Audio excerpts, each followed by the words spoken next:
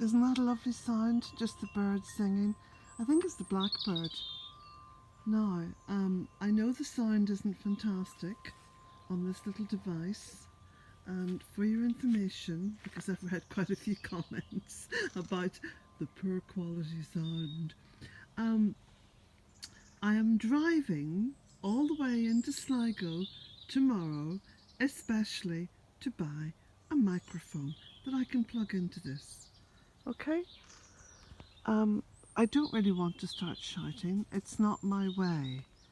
So I'm going to invest in a microphone tomorrow. Okay? So I hope that assuages all the negative comments about sound. I can just imagine people tampering with their computers and their iPhones and whatever, getting all irate and trying to turn the sound up to no avail. Okay, so look at all this. Masses of blackthorn. This is especially hard to cut back because look at the thorns in it. Absolutely lethal thorns. So I've managed to cut back the bulk of it, I suppose. I've got all this now to move, so you can see. Got masses of stuff to move. But I've managed to sort of redo the hedgerow. I mean, it hasn't been cut back properly in about 12 years. So just took it down this way. And I really wanted to give this tree some space to grow, and the blackthorn was growing into it. So you can see now this tree. A few comments said, Colette, you need to get an arborist in to do that. Yeah, this is true. But anyway, I think for the moment I'll just leave it, I'm too tired now to make decisions on this. So you can just see in there what is a little stone wall which I put in place 15 years ago when I was trying to bring some definition to this area. So it's given me lots and lots of space now to plant other stuff into it, and I might take some of those stones out now and use them in other places and actually get a few trees in here. That's what I'm thinking. And I've just started to cut back along here as well.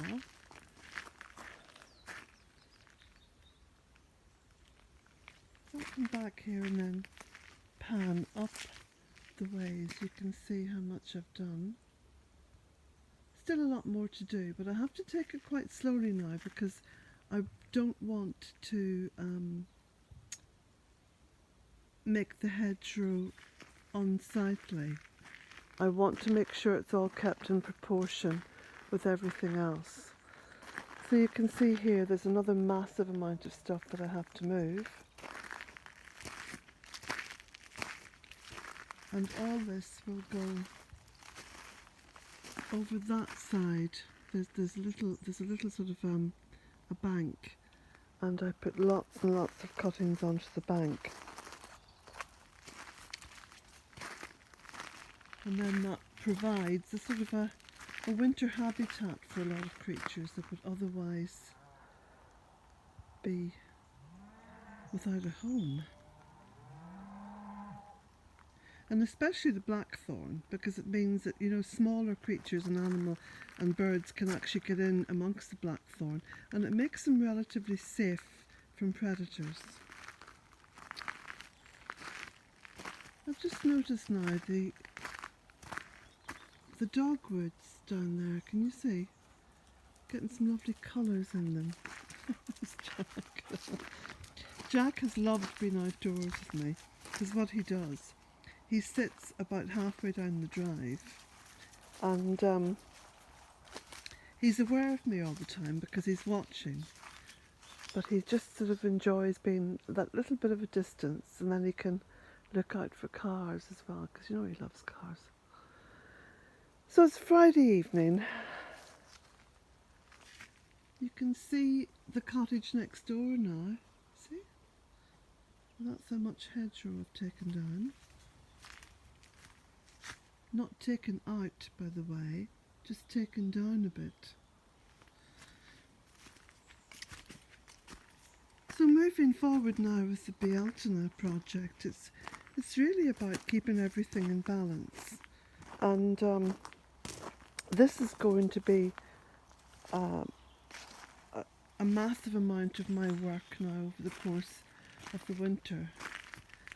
It will entail going down, working my way down through the woodland and coppicing and pollarding and allowing space for trees which I think are very important to grow, like the oak tree.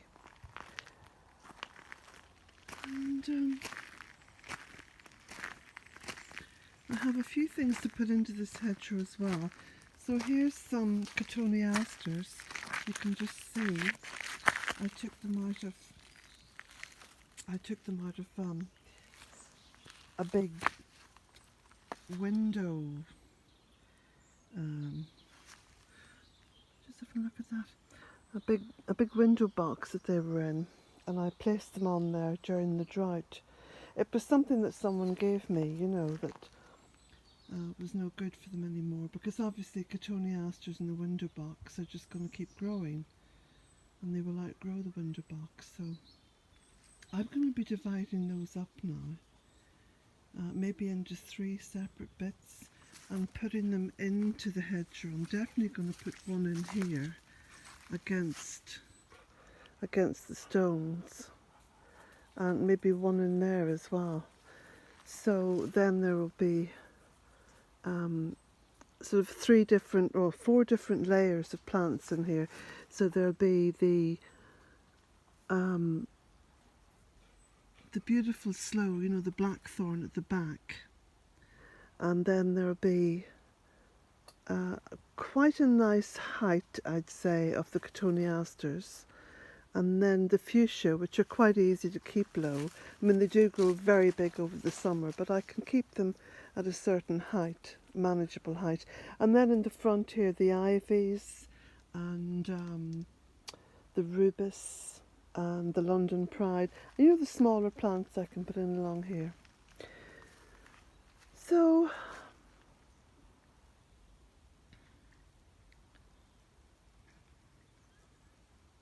this tree I am going to leave. I'm just going to leave that and see how that goes. Look at all this jamming in by my car. No doubt I've scraped the car, but not that that bothers me. I'm not finickety over the state of my car as long as it's maintained and kept in good order. So these are cotoneasters here that came from the same place. It was someone that my daughter knew in Belfast who had lots of window boxes with cotoneasters in. So these are some that I've actually put straight into this little homemade edging here, you know. And they've done really well. In fact, I was going to say they've got orange berries. Yeah, they seem to have orange berries on them.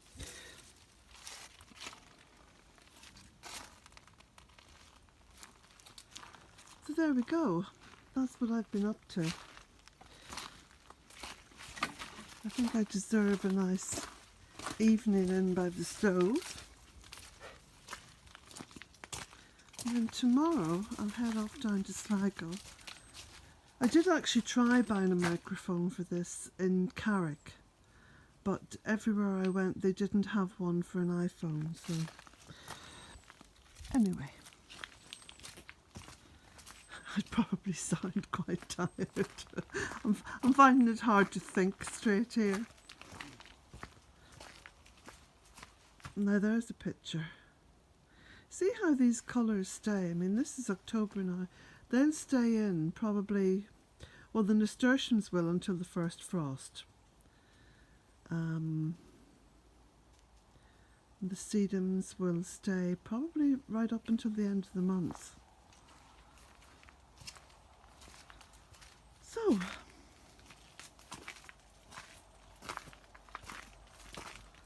I'll just walk out here before I finish.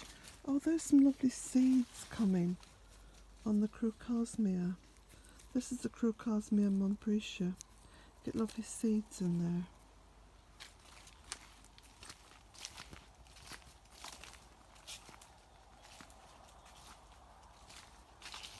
I think this is one of my favourite little walks. It's just coming down this path, and I think it's the darkness down here. You know, there's a lovely sense of otherworldliness.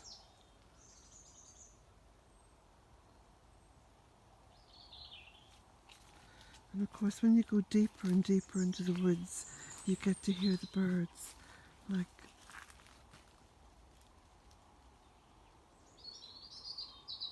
I think that's a robin.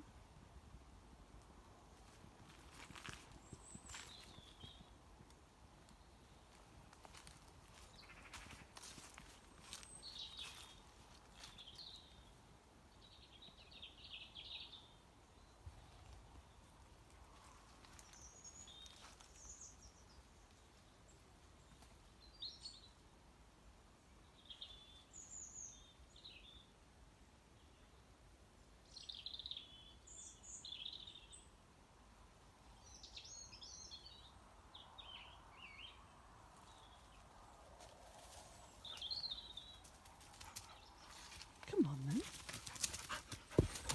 then. So blessings to you all on this beautiful Friday evening.